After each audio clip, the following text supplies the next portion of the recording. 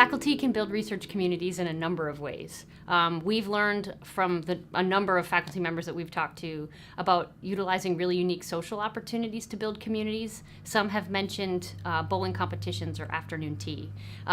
For those who may not have the time for social connections that they're facilitating on their own, creating a physical space in their academic home is a really great way to foster community because it provides one unified place for students to gather and really feel like they're connected to something larger than themselves. Sometimes we need to get out of in my case, the office. So occasionally we'll meet at a coffee shop where it's a little bit more informal and we can just talk things through, figure out what's new with the project. Particularly if we have multiple team members, sometimes it's nice just to sit down with a cup of coffee and figure out where we all are and talk it through as a team. And that's not just a team of undergraduates, too. Sometimes we are meeting with other faculty who bring other expertise to the project, and it gives us a moment to touch base with everyone so that everyone knows what everyone is doing with the project and what the progress is, not just their individual slice of it. Building communities among undergraduate researchers can take several different forms. Okay, at a university level, for instance, I created a cohort of research fellows, which were interdisciplinary, and so we chose entering students who had that fire in the belly, that passion for inquiry. Those were around the entire campus. So engineering, the arts, social work, it was just an amazing group. And I did a connections course every fall with those students in which we spent several days together.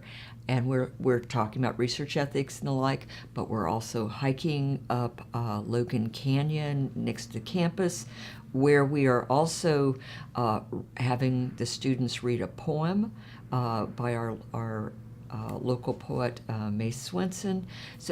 So embedding not only the academic, but the cultural and social in terms of community as well. In a classroom, you've got an automatic community, but it's got to be clear that we're looking at community structure in that classroom. So I try to create a we're all in this together atmosphere. I had talked with a colleague in the UK who said, what is this in the US about going to coffee with your students? And who said, at least in her understanding or her experience, that wouldn't make a lot of sense to her. She was indicating that was a cultural thing, it could have been a personal thing, and was like, you don't have to go to coffee.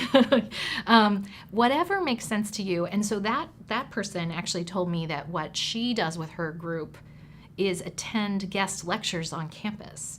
So there's some prominent thinker coming to campus. That's the best part of being on a campus, I think, is all the people who come through, and to go intentionally as a group.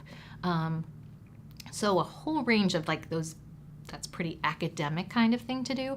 But what it's showing, I mean, really, whatever the actual practice, the purpose is what's most important, and that will come through to students. And the purpose is to demonstrate that these are whole people, and that they will do their work more effectively and with more joy if they feel safe and trusted and trusting of the people that they're working with. And there's no better way than to kind of get out of the high stakes environment once in a while and get to know each other in a different, the fuller sense of a person, to really get to know their sense of humor and their hobbies and their other interests.